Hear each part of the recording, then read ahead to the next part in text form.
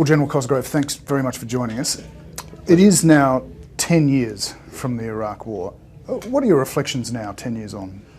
Well, we know so much more about the whole Iraq War and the aftermath that looking back, you'd have mixed feelings about the whole episode, and I suppose you cling to a few things.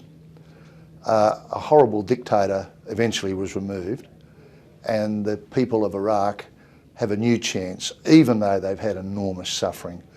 There's been a lot of bloodshed along the way, and that's always horribly regrettable. But all war is a mistake, all war. Do you reflect on the fact that this one, as many say, was a war predicated on a lie? Yeah, a lie. That presupposes people deliberately contrived to invent a reason for war, and that's certainly not the Australian experience. The Australian approach to this is that on probabilities, Saddam, who had used WMD against the Iranians and then against Iraqis, Kurdish people in Iraq, and had manufactured WMD and weaponised them, chemical agents, etc. The probability that he retained some and that these were now arguably available for global terrorists. So that was on probabilities the reason why Australia joined the coalition, and we're still not persuaded that there was a lie involved in that. Maybe, as we saw after the event, we didn't find any WMD, so everybody was chagrined about that. What do you say to the critics who look at the war and say, really, the preparation was there, the initial phase was done, but no one really thought about what's called phase 4. Look, 2020 hindsight shows that there were big mistakes made in the early part of the post-Saddam period. That is, when the man was still hiding out, but after he'd left government.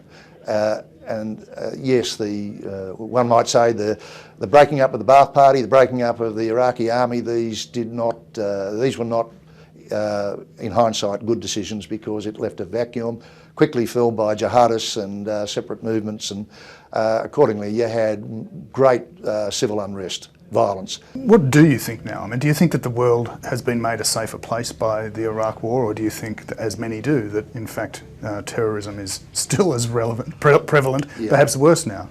I don't know that the Iraq War was ever going to be some solution to a long-running resistance against the values and operations of global terrorists.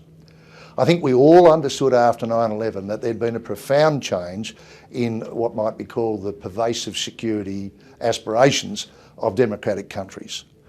And Iraq was, if you like, a step along the way. Some may say a sidestep. Others may say an integral part of a new world. But in any event, there was never going to be a sort of a line drawn under global terrorism as a result of Iraq. Just finally, we all, of course, are subject to moments of history, our time in this place. You've lived through some pretty interesting times. You were CDF at perhaps one of the most interesting times of recent history. Do you think you were lucky? You wouldn't ever use the L word. You're lucky if your men and women come home in one piece. You're not taking the risks they are.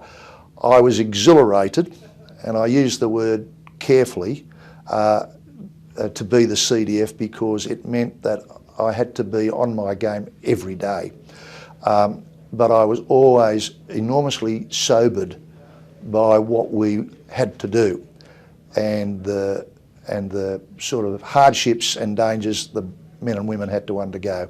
So yeah, I'll never forget that. I understand I've lived through part of our recent history, and I sort of give thanks every day for all those men and women who got home in one piece and grieve the ones who didn't.